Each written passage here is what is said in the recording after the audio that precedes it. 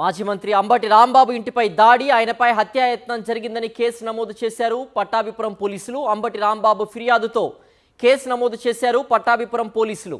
అంబటి రాంబాబు ఫిర్యాదులో Guntur west MLA Galla Madhavi, ఆమె భర్త గల్లా రామచంద్రరావుతో పాటుగా తెలుగుదేశం నాయకులపై ఫిర్యాదు చేశారు అంబటి రాంబాబు.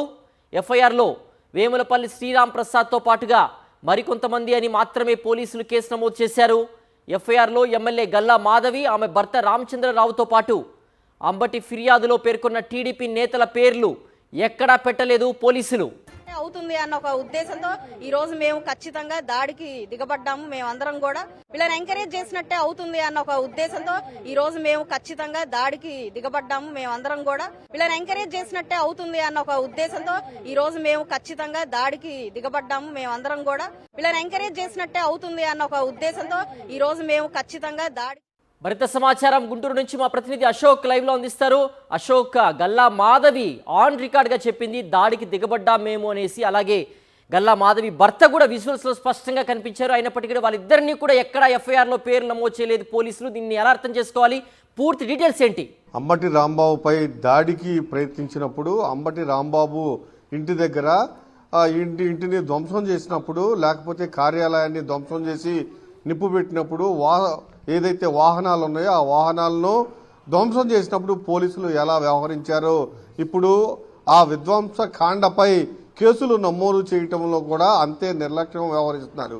పూర్తిగా మీరు ఎవరైనా ఫిర్యాదు చేయండి, అప్పుడు మేము కేసులు నమోదు చేస్తామంటూ చెప్పడం జరిగింది. ఇదే వ్యవహారాన్ని అంబటి రాంబాబు కోర్టులో చెప్పడం జరిగింది.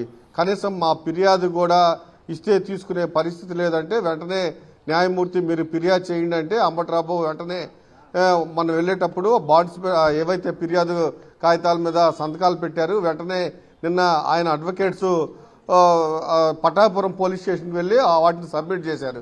అయితే ప్రధానంగా అందులో చాలా స్పష్టంగా ఆ ఫిర్యాదులో అంబటి రాంబాబు కొన్ని పేర్లు కూడా పేర్కోవడం జరిగింది.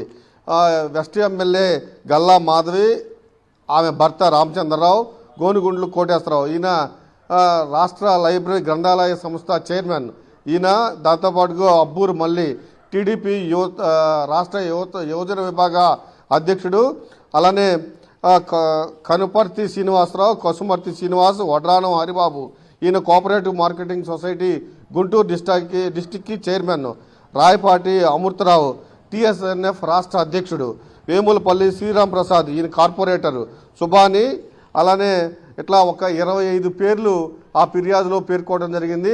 అయితే కేవలం ఎఫ్ఐఆర్లో మాత్రం వేములపల్లి శ్రీరామ్ ప్రసాద్ పేరు మాత్రమే ఆ ఎఫ్ఐఆర్లో నమోదు చేశారు అండ్ అదర్స్ అని పెట్టారు. చాలా స్పష్టంగా వీళ్ళందరూ 25 మంది అంబటి రాంబాబు కంప్లైంట్లో 25 మంది తెలుగుదేశం నాయకులు, వీళ్ళంతా రౌడీలను తీసుకువచ్చారు. ఇక్కడ మాస్ గ్యాదరింగ్ ఈ 25 మంది వాళ్ళతో పాటు రౌడీలను, గోండాలను అలానే దాడి చేయడానికి మాస్ గ్యాదరింగ్ తీసుకువచ్చి మా ఇంటి పైన దాడి చేశారని ఫిర్యాదులో చాలా స్పష్టంగా ఇవ్వటం జరిగింది. కానీ పోలీసులు మాత్రం ఎమ్మెల్యే పేరు కానీ ఆమె భర్త పేరు కానీ ఎఫ్ఐఆర్లో నమోదు చేయలేదు. చాలా స్పష్టంగా ఎమ్మెల్యే మేమే దాడికి దిగబడ్డాము, దాడి చేశాము అని మీడియా ముందుకు వచ్చి చెప్పినా కూడా పోలీసులు ఆమె పేరు ఎఫ్ఐఆర్లో నమోదు చేయలేదు అంటే చాలా స్పష్టంగా పోలీసులు దాడి జరిగిన సమయంలో ఎలా వ్యవహరించారో ఇప్పుడు కేసులు నమోదు వ్యవహారంలో కూడా అలానే వ్యవహరిస్తున్నారని చాలా స్పష్టంగా అర్థమవుతుంది. సిద్ధు. ఓకే అశోక్.